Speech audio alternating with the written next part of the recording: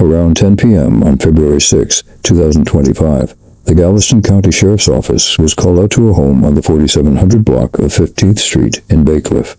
The house was owned by 61-year-old Tammy King, a recent widow who was raising her 17-year-old granddaughter, Tara. Longtime friend of the family, Terry Utton, placed the call to police. Terry met deputies at the house and explained his concern. The last communication he had with Tammy took place on Wednesday around 10 p.m. 2 days had now passed, with no reply to his calls or messages.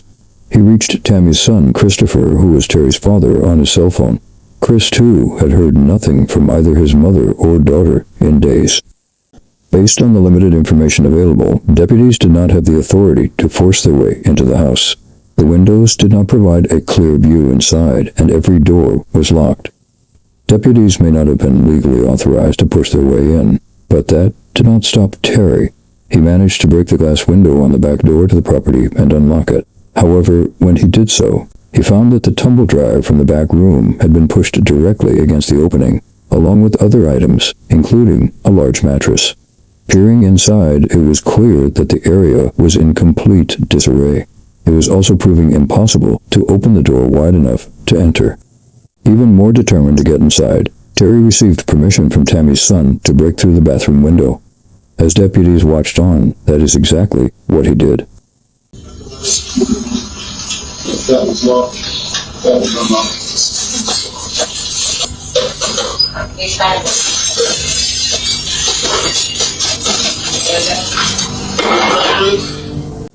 With the assistance of a nearby picnic table, Terry made his way through the window. Yeah, he's gonna go check. Go unlock the front door for us and we'll help you check out, okay? He was inside the house for less than a minute. By the time the deputies walked around to meet him, Terry was coming out the front door, distressed. He motioned towards what he had discovered inside.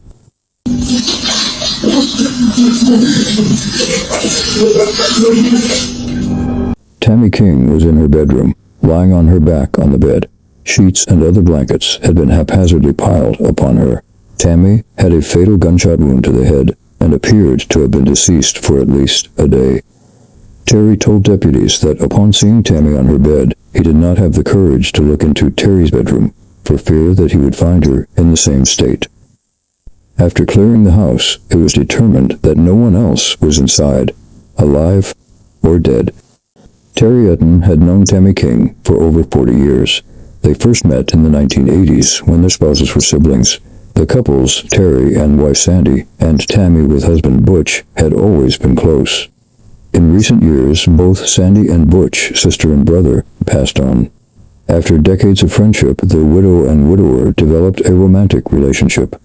In the roughly 6 months before her death, Tammy and Terry had found happiness together. They held a deep love and affection for each other. Terry was also close with Tammy's granddaughter, his great niece, whom he had watched grow up. By February 2025, Tara was no longer the little girl who joked along with her grandmother at the beach. At the age of 17, she had developed an independent streak and preferred to spend most of her time with her new boyfriend, an 18-year-old named Uriah Urick. Uriah, who often went by the nickname Percy, was no longer in school, though not yet working. The two did not have driver's licenses or their own vehicles. They spent the majority of their time at the house. Yet, after Tammy was found dead, neither Tara nor Uriah could be located.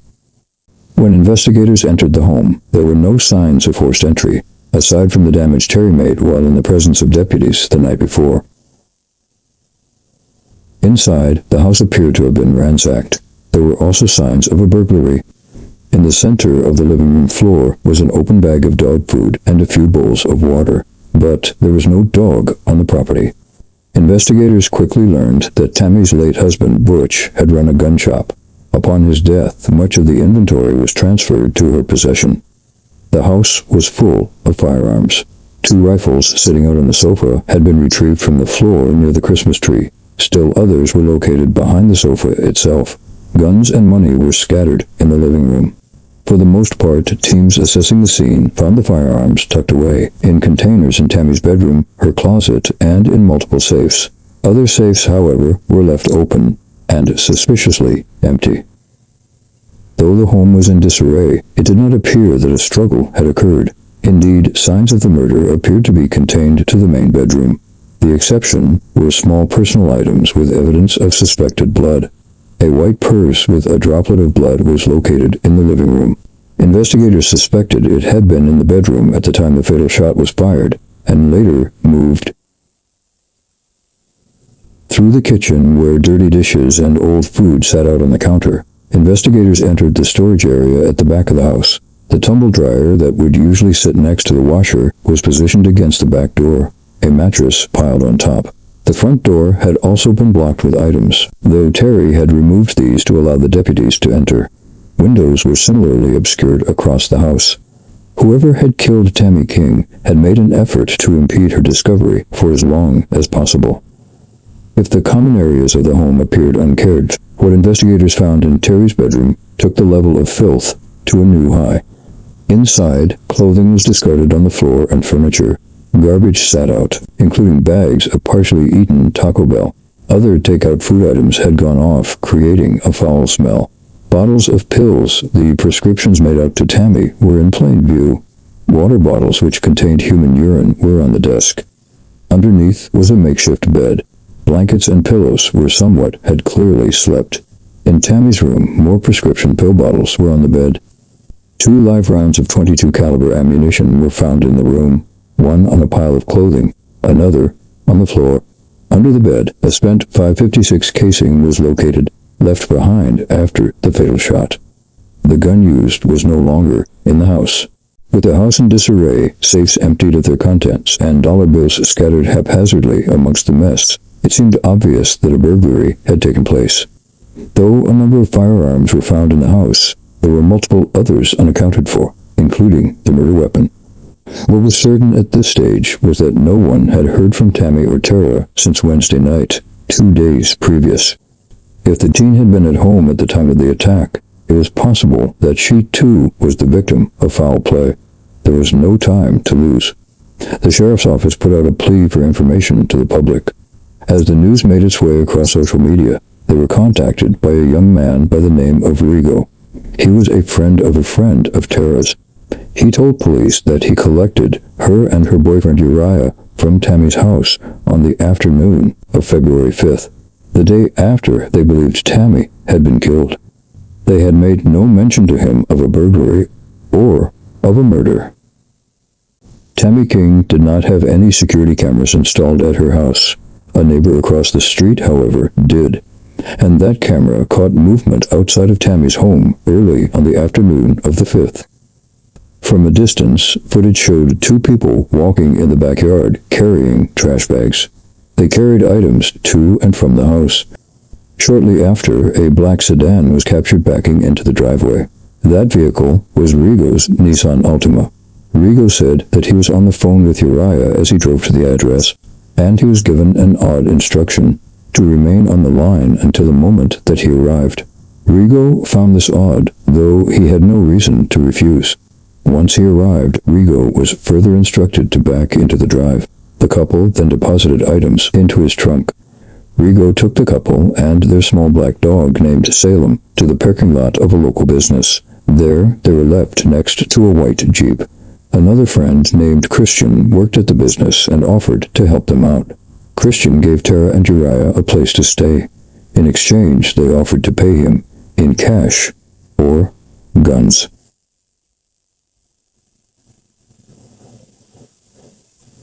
Both Rigo and Christian were told the same story by the couple, that they needed help escaping an abusive household. Tara's grandmother, they were told, had been physically and emotionally abusive to both of them. They posted on social media asking for assistance from anyone in their network who could help them safely run from an unhealthy environment. The couple offered no solid proof of their circumstances. There was evidence that the relationship between grandmother and granddaughter had become increasingly strained. A shy but friendly girl, Tara had become withdrawn from her family as she entered high school and began butting heads with her grandmother regularly. She began skipping classes, then refusing to attend school altogether. Terry reported that Tara refused to engage positively at home and routinely prompted arguments. The real issues began when she started seeing her new boyfriend. Tammy had welcomed Uriah to the house. Family recalled how her home had always been a place of love and acceptance, a safe and supportive environment. In the months before Tammy's death, Uriah began to spend more and more time there. Tammy established rules for their time together, and a curfew for the young boyfriend to go home each night. But it seemed that these rules were not always followed, and the teens expressed increasing anger over Tammy's enforcement of these rules. After Rigo gave them a lift, the couple stayed in the spare room of Christian's apartment for 2 nights. He told police that they seemed to display unreasonable levels of paranoia, claiming that they believed the police were always at the door. By request, Christian drove them to a local Walmart where the couple purchased multiple boxes of hair dye. Abruptly, on February 7th, the same day that Tammy was found, Christian returned home from work and found that the couple had taken off, leaving their dog behind with a neighbor. And they left behind more than just Little Salem. When law enforcement eventually tracked them to that location and searched the spare room in Christian's home, they found a scene consistent with the room Tara left at her grandmother's house. No bottles of urine, but bags of takeout food, multiple firearms, and containers of ammunition. A pill bottle with Tammy's name partially visible on a torn label was amongst the trash. They also found a mess left in the bathroom, where the couple had cut and dyed their hair, an effort to disguise their appearance perhaps, before fleeing the area. 3 days later, Terry King and Uriah Urick were arrested at a Dollar General store in Laredo, Texas, just over 5 hours south of Galveston County, on the Mexican border. After altering their appearance and abandoning their dog along with many of their other belongings, the two hitched a ride with a 35-year-old drug dealer named Travis Hodge. Travis accepted the teens' money for the ride and sold them methamphetamine. But after driving with them for some time, he came to understand that they had likely killed someone. Travis then grew anxious to part ways. He dropped them at a motel. Unable to continue travel with multiple firearms, the young couple left Travis in possession of 2 of their guns. These guns were eventually placed in a storage unit and retrieved by investigators. One of them, an AR-556, was found to be a match to the one used to kill Tammy King. Tara and Uriah were transported back to Galveston, where they were held in custody, pending trial. During this time, the truth behind this unthinkable crime began to take shape. It was the teenagers' twisted correspondence with each other over Instagram that shed light on the darkness that had been forming under the surface. Over weeks and months before they committed the murder, the two were discussing their desire to kill Tammy. Messages outlined plans to steal antique coins, cash, drugs, and firearms from safes inside the home. Arguments over everything in the weeks before, Tara's ditching school, her hygiene, and notably not allowing her boyfriend to stay overnight, were causing tensions to boil over. Regarding an argument Tara held with her grandmother in mid-January, she wrote to Uriah, "I was going to call her out, but thought how you would want her gone right away, so had to stop." He responded, "I don't want to kill her if it ruins our lives or isn't on your command. I hate her, OMD." Days later, an agreement to act was taking shape. Tara wrote, "I was having a panic attack. I know, I'm so sorry. I didn't shoot her because I thought you'd regret it later. I would regret it because I want to kill her." 10 days before Tammy was killed, Tara wrote that she had been tempted to stab her to death. Uriah advised his girlfriend that she shouldn't attack her grandmother with a knife in case she fought back. It would be better, he thought, if they did it together, writing, "Let me handle it. I disable her, then enable you with a weapon." He ended that particular message with a smiley face. These messages continued up to the day that Tammy died. One of Uriah's final texts read, "We ride at dawn." The couple described the murder as the start of their new life together. After, they took a series of brief videos around the house as they packed their bags, grabbing pills, guns, and Tammy's bank cards. Transaction records from Tara's Cash App showed numerous transfers of funds from her grandmother's accounts into her own. At first, there were attempts to move over amounts as high as $10,000 at a time. When this failed, multiple other, smaller transfers followed. $200, then $300, then $50. On the morning of February 6th, one of Tammy's bank accounts was successfully linked directly to Terry King's app, allowing her to access the funds freely. Notably, transaction history from before Tammy's death revealed a grandmother who never refused a reasonable request. $50 for a new phone case, another $30 to order takeout, for example. By all accounts, Tammy was a proud grandparent who was trying her best to navigate through a challenging period in her granddaughter's life. Her aim was to raise Tara responsibly. The teen's assertions to friends made in their attempt to garner assistance after the murder that Tammy had been abusive proved false. There was never any evidence of Tammy being anything more than a loving, if at times frustrated, grandmother. Uriah Urick stood trial for capital murder in November 2025. Prosecutors painted a picture to the jury of a young couple in love and desperate for independence. So desperate that they resented any restrictions being placed upon them, and hated Tammy for being an authority in their lives. At the end of the day, Tara and Uriah could not wait any longer for the money, for the jewels, for the guns, and to be together. And what could have been just waiting a little longer to be teenagers in love turned into capital murder. Terry Utton told the jury about the sweet woman that he had known. The last night that he spoke with Tammy, she had messaged about her frustrations with Tara. He believed these spats were nothing more than the result of standard teenage angst, a phase that they would work through and perhaps laugh about later. He believed Tara to still be the child that he had always known, quiet and shy, but a very sweet girl. Uriah, who he knew as Percy, had a curfew of 10 p.m. imposed by Tammy. The teens often asked Tammy to push this an hour or more. Terry sometimes coaxed her to be lenient. Some nights he would hear noises coming from Tara's bedroom after the time that Uriah should have gone home. Terry did not know at the time that the young couple were skirting the rules, and he certainly didn't know what they were planning together late at night. Travis Hodge made a deal with the state to testify against Uriah Urick, as well as in Tara's trial when the time came. He agreed to 10 years in prison for his role in their escape to the border, as well as additional drug and gun charges. He told the jury that he sold meth to Uriah on a handful of occasions prior to agreeing to drive the couple south towards Mexico. On the way, Uriah shared pieces of information with him about the death of Tammy King. And I tried talking to Uriah again, and I was like, look, if it was self-defense, go ahead and turn yourself in. Because he had already told me that it was self-defense. I was like, what was self-defense? At that time, he tells me that he can't because of the position of the body. And what did that mean to you? That he actually murdered somebody. So when you are talking to Uriah about the guns, do you ask him anything about the guns? No, at that time, no. I asked him the next morning if one of them was a murder weapon, and he told me yes.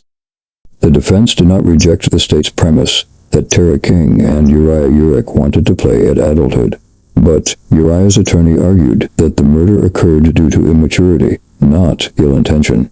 His client pulled the trigger. He killed Tammy King, but not as part of a robbery, which was the aggravating factor for capital murder. He called Uriah an 18-year-old kid who made the worst decision of his life. He and Tara were naive, drug-influenced teenagers. We had a 17-year-old girl and we had an 18-year-old boy. And what they wanted was to be an adult. They wanted to be grown up. What they found out very quick after that is sometimes it's best not to get what you want, because they realized that they weren't prepared to be adults at that point. But they weren't killing her to rob her. They were killing her because they wanted to be adults. And think in terms of what Tara said when they were talking about, because they were talking about killing her. There's messages all over the place. You know, y'all saw them, I saw them. They were all there. But what did Tara say was one of the things that she wanted to take with her? Her stuffed animals. She realized very quickly, as they both did, they were not prepared for this life. They couldn't drive. They didn't have jobs. They had nowhere to live. But Tammy King is dead because she had to be a mom and they wanted to be adults. It's so disrespectful to Tammy King's life. After deliberating for about 3.5 hours, the jury of 9 women and 3 men returned a guilty verdict on the top charge of capital murder.